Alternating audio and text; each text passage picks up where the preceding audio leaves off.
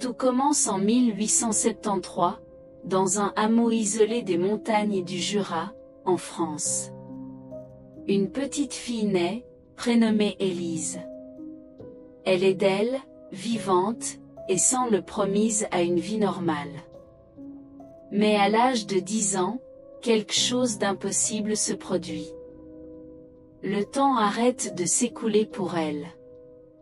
Alors que ses frères et sœurs grandissent, que ses parents voient leurs cheveux blanchir et leur visage se rider, Élise, elle, reste figée. Elle conserve son visage poupin, ses dents de lait, sa taille d'enfant. Au début, le village prend cela pour une bénédiction, une curiosité médicale. Mais très vite, la curiosité se transforme en peur. À 20 ans, Élise ressemble toujours à une fillette de 10 ans. À 40 ans, elle n'a pas changé d'un millimètre. Les gens du coin commencent à chuchoter qu'elle est maudite, qu'elle a fait un pacte avec le diable pour ne jamais connaître la mort. Ses parents, effrayés par l'anomalie qu'ils ont mise au monde, la cachent au fond de la ferme, vivant dans la honte. Puis le désastre frappe. Ses parents meurent de vieillesse, laissant leur petite fille seule dans une maison qui tombe en ruine. Élise, elle, est toujours là, fraîche et éternelle, errant comme un spectre parmi les souvenirs de ses ancêtres. Chassée par le village après une série de malheurs incompréhensibles, elle s'enfuit dans la forêt profonde. C'est là que la légende prend une tournure beaucoup plus sombre. On raconte qu'Élise ne vieillit pas parce qu'elle ne vit pas de sa propre énergie.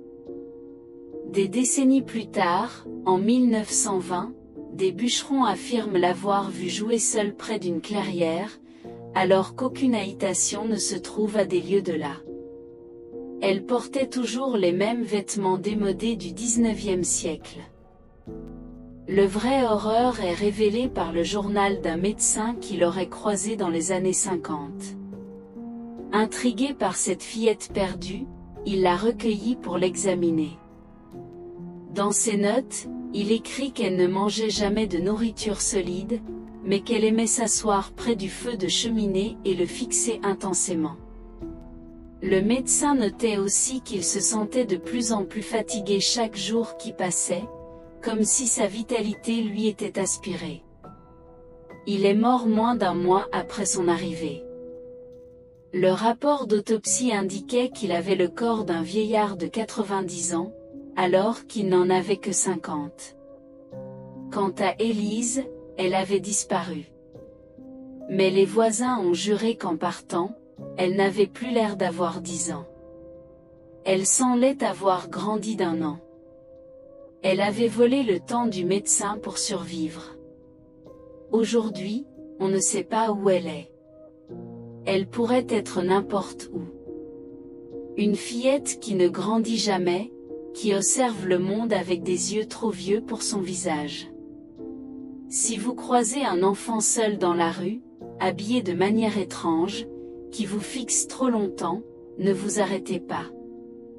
Ne lui parlez pas. Car Élise a toujours faim, et le temps qu'elle vous prendra, vous ne le retrouverez jamais. Merci d'avoir écouté cette histoire. Si les mystères et les légendes vous passionnent, abonnez-vous pour ne rien manquer. À très bientôt.